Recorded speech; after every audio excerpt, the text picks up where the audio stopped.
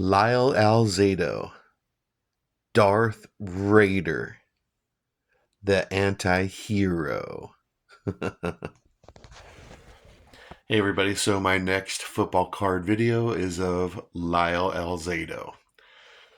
And I actually have a lot of memories of this guy. He's not a Hall of Famer or anything like that. I think he made like one or two Pro Bowls, but I have a lot of memories of this guy, and I'll tell you why. Okay, so Lyle Alzado. This is his rookie card, 1972 tops. And yes, I've had this card. Man, I want to say since the mid 90s. And I just picked it up just for the heck of it. You know, like I said, he's not a Hall of Famer or anything like that, but he's famous for his play on the football field. Extremely aggressive, fighter and all that kind of stuff. Dirty player and all that. And okay, let's start with my earliest memories of him. I don't even I don't even remember where he went to college. And obviously I didn't watch him in college football because I was born in 1970 and well, he was already playing football or something like that. But and here he is with the Broncos. And my earliest memories of Lyle are when he was with the Los Angeles Raiders. But I'll give you a little history on Lyle that I know. So he was drafted by the Broncos. Um, and then he spent a few years there. He was part of the Orange Crush, the Broncos Orange Crush, in the mid and late 70s.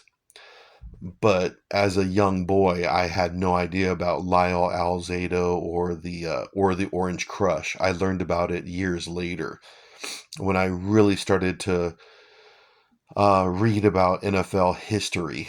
Um, he was a one-time Defensive Player of the Year, so he got that award. Um,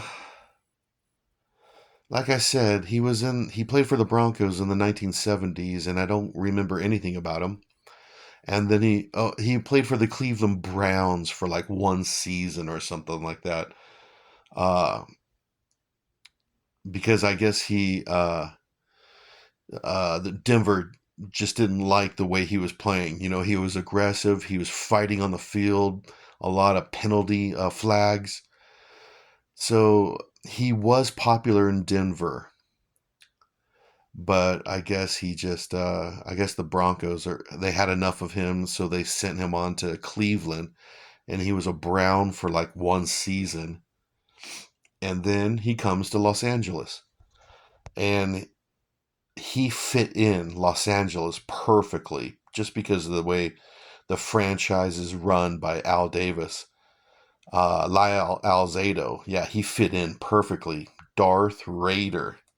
I remember everyone calling him that. Um, what else can I tell you about Lyle? There's the Lyle Alzado rule where you take your helmet off and you start swinging your helmet. That's a huge penalty. Not only that, you can get fined. You will get fined by the NFL and possibly charges like criminal charges against you because using your helmet as a weapon. So that's the Lyle Alzado rule is can't take your helmet off and start swinging it around. Um, what else can I tell you? Well, he won a Super Bowl ring with the Los Angeles Raiders. Uh, and then he became really popular around LA. Again, he was everywhere. TV commercials, TV shows, a few movies, you know, small parts in movies. Uh, Yeah, advertising. He was everywhere in LA after the Super Bowl, for sure. And those are my earliest memories of him: 1982, 1983, 1984, when the Raiders were a pretty good team making the playoffs. Lyle, Alzado, Howie Long, that Raider defense. Yeah. So those are my earliest memories of Lyle. Um, yeah, he was doing magazine covers, TV commercials. So, what else? Oh, a little side note. I just remembered that he fought Muhammad Ali. Don't know, like in the late 1970s, he fought Muhammad Ali in a promotional boxing match. I do. I didn't watch it because it was the late 70s and I was just a young boy. It's just a memory. I remember hearing about it. Yeah, and then watching videos of it. So, but anyways, and I remember people talking about it.